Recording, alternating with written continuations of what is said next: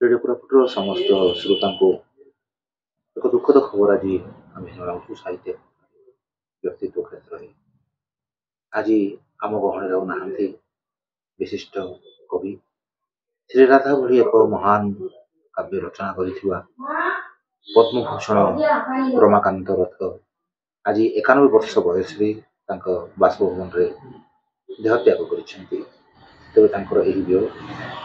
कृति ये सब संपर्क में आज कथबार्ता करने डॉक्टर पेचेदार सामल सहित डॉक्टर पेचेदार सामल डॉक्टर रमाकांत रथंकर लेखा उपरे पीएचडी कर विषय संपूर्ण रूपे से अवगत अच्छा लेखा को से अति निकटू भल पाती व्यक्तित्व को भल पाती तेरे यही एक भल पाता मनीष आज जिते इहलीला स्मरण कर वियोग सहित कथबार्ता करवा जड़े विदग्ध पाठक डॉक्टर पेचेदार सामल सहित एक दुखद खबर निश्चित भाव में पेचेदार सामल को स्वागत कर जानक चाहिए डॉक्टर रमाकांत रथ विषय समग्र भारतीय साहित्य स्वर्गत रमाकांत रथंकर वियोग हवा गोटे विराट अपूरणीय क्षति समग्र भारतीय साहित्यर सी थिले शिखर पुरुष आउ सहित ओडिया साहित्य एवं भारतीय साहित्यर गोटे कालर शेष है गोटे जुगर अंत हो गला अद्भुत कवि से थिले स्वाधीनता परवर्ती भारतीय साहित्य को भी जदि आम देखा ओडिया साहित्य को आम देखा 1962 मसीह प्रथम कविता संकलन केते दिन जो प्रकाशित है से भारतीय काव्य जगत ओडिया काव्य जगत गोटे नुआ रूप नेला गोटे मोड़ परिवर्तन कविता सहित है ओडिया काव्य साहित्य को सी जो भलिया शैली देइचंती जो भलिया भाषा देइचंती हुए तो अतिक्रम करिवाटा असंभव रमाकांत रथ को अतिक्रम करी जिबाटा सहज नुहे कारण सी एते दूरद्रष्टा भावरे भविष्यत को देखुथिले वर्तमान को देखुथिले अतीत को निरीक्षण करुथिले एवं तांको अंतररु जो भलिया शब्द सबु कविता माध्यम रे निश्रुत होउथला केतेबेले रहस्यवादी केतेबेले आध्यात्मवादी केतेबेले मनुष्यर अंतर्निहित चेतनार कथा एते चमत्कार भावरे कहूथिले तबे के जाने कहीं श्रीराधा काव्यटी तांको एते अधिक परिचय आनीदेला जदिओ प्रत्येक कविता संकलन होची गोटे गोटे माइल खुंट एवं श्री पलातक श्रीराधा पर पर जो कविता संकलन टी आसीथिला श्री पलातक तांकर भी प्रिय आम मानकर मध्य खूब प्रिय एकाधिक ग्रंथ से रचना कर 15-16 कविता ग्रंथ अच्छी गोटे गल्प पुस्तक अच्छी कबीर दोहा को सी अनुवाद करिसेंती एवं शताधिक प्रबंध से रचना करिसेंती जोटा कि ओडिशार एवं भारतर उत्तर पीढ़ीर जो माने सब कवि लेखक हेबे तांको निश्चित भाव में मार्ग प्रदर्शन करिवो एबे 90 वर्ष तांकर पूरण हेतिला डिसेंबर 13 तारीख 1924 मसीह एवं से दिन तार किछि 2 मास पूर्व से असुस्थ हे आसुथिले बिछणा रे अधिकांश समय सोईकी रहुथिले आमे जानुथुलु जे धीरे धीरे धीरे धीरे हमर ए जो वयोज्येष्ठ कवि मानकर जीवार समय होची सारू हे तो केतबेले जाई परंती किंतु चेतना स्तर रे तांकू तांकर वियोग को एवं से नथिबा पण को न जा कहू कहू से चली गले तांको नथिबा पण को ग्रहण करिवाटा केमिति भारी कष्टकर होची जे सी आ नाहंती हम मानक पाखरे तांको छाई रे हमर पीढ़ीटा बड़ हेचु आमे जो माने सब 1990 परवर्ती समय रे 80 परवर्ती समय रे कविता लेखा लेखी करिलु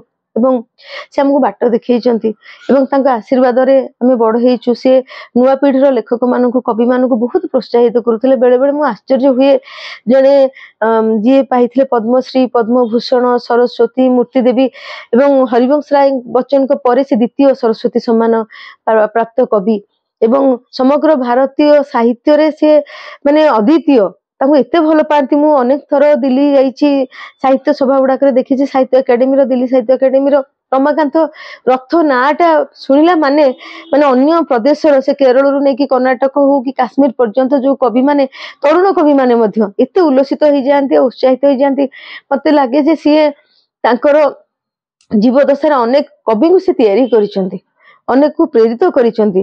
ଆମେ କୋରାପୁଟରେ ଆଜ୍ଞା ମୁଁ କହିବି ଯୋଉମାନେ ରହୁଛୁ, ମୁଁ ମାଧୁରୀ ପଣ୍ଡା, ଚକ୍ରପାଣି ପରିଛା, ରବି ଶତପଥୀ, ସେ ଏମିତି କେହି ନାହାନ୍ତି ଯାହାକୁ ସେ ଉତ୍ସାହିତ କରିନାହାନ୍ତି। ସେ ଭୁବନେଶ୍ୱରରେ ଥିବେ କିନ୍ତୁ ଆମ ମାନଙ୍କର କବିତା ଖଣ୍ଡେ ପଢିଲେ ବୈପାରିଗୁଡ଼ା ଚକ୍ରପାଣି ପରିଛାଙ୍କୁ ମଧ୍ୟ ଫୋନ କରିକି ତାଙ୍କୁ ଉତ୍ସାହିତ କରନ୍ତି, ସମସ୍ତଙ୍କୁ ସେ ଉତ୍ସାହିତ କରନ୍ତି। ଏବଂ ସେ ପ୍ରଥମ ଓଡ଼ିଆ ଯିଏ କେନ୍ଦ୍ର ସାହିତ୍ୟ ଏକାଡେମୀର ଉପସଭାପତି ଥିଲେ ଏବଂ ସଭାପତି ଥିଲେ। ସେ ଯେତେବେଳେ ସଭାପତି ଥିଲେ 2000 ମସିହାର କଥା କହୁଛି, ଯେ ସର୍ବ ଭାରତୀୟ ସ୍ତରରେ ଗୋଟେ ଯୋଜନା ପ୍ରଣୟନ କଲେ, ତାର ନାଁ ହଉଛି ନବୋଦୟ ଯୋଜନା। ଏବଂ ଏହି ଯୋଜନା ଅନ୍ତର୍ଗତ 35 ବର୍ଷର ତଳର ଯୋଉ ଯୁବ କବି ମାନଙ୍କର ପ୍ରଥମ ବହିଟି ସେଥିରେ ପ୍ରକାଶିତ ହୁଏ।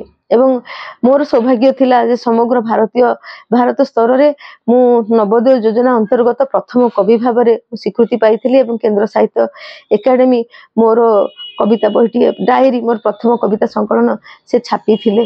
ଏବଂ ସିଏ ଥିଲେ ଆମ ଭାରତୀୟ ସାହିତ୍ୟ ଏକାଡେମୀର ଫେଲୋ ଅର୍ଥାତ୍ ସର୍ବୋଚ୍ଚ କବିଙ୍କୁ ଫେଲୋ ବୋଲି କୁହାଯାଏ।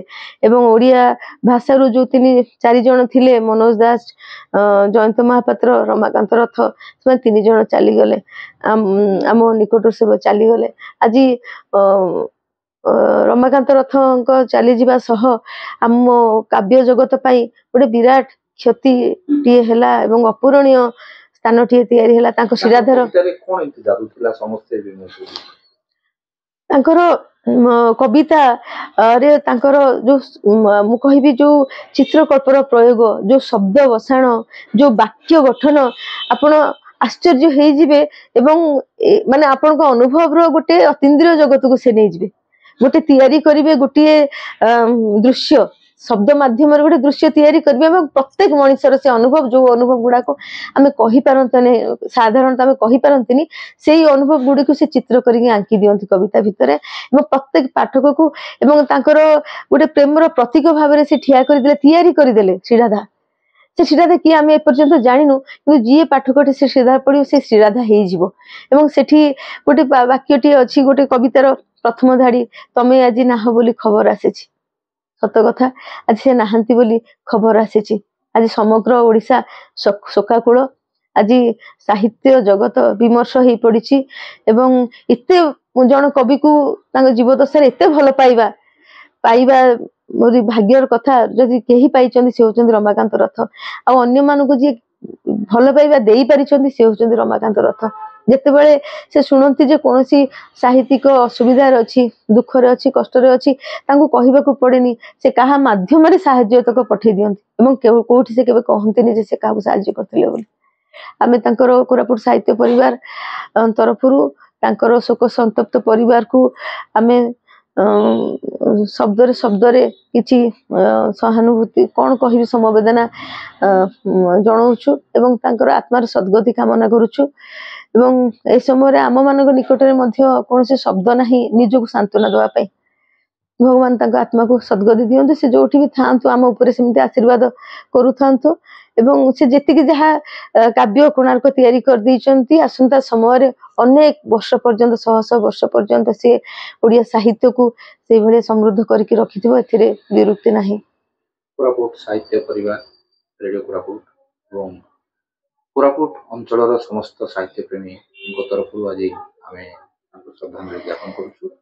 ଆମେ ଆଶା କରୁଛୁ ତାଙ୍କର କାବ୍ୟିକ ଜଗତର ପ୍ରତି ଅନୁପ୍ରାଣିତ ହେବେ ଅନେକ ଯୁବଶିଳ୍ପୀ, ଯୁବ କବି, ଆଉ ସେମାନଙ୍କର ଲେଖନୀ ମନରେ ପୁଣି ଥରେ ରମାକାନ୍ତ ରଥ ବଞ୍ଚି ଉଠିବେ। କାରଣ ସେ ମରିନାହାନ୍ତି, ସେ ଅମର ହୋଇ ଉଠିଛନ୍ତି ତାଙ୍କର ଶବ୍ଦ ମାଧ୍ୟମରେ, ତାଙ୍କର କବିତା ମାଧ୍ୟମରେ, ତାଙ୍କର ଭାବ ମାଧ୍ୟମରେ, ତାଙ୍କର ସ୍ନେହ ପ୍ରେମ ମାଧ୍ୟମରେ। ପୁଣି ଥରେ ଶୋକ ସନ୍ତପ୍ତ ଓଡ଼ିଶା ତରଫରୁ ତାଙ୍କୁ ଶ୍ରଦ୍ଧାଞ୍ଜଳି ଜ୍ଞାପନ କରି ରେଡ଼ିଓ କୋରାପୁଟର ସମସ୍ତ ଶ୍ରୋତାଙ୍କ ଠାରୁ ବିଦାୟ ନେଉଛି। ନମସ୍କାର।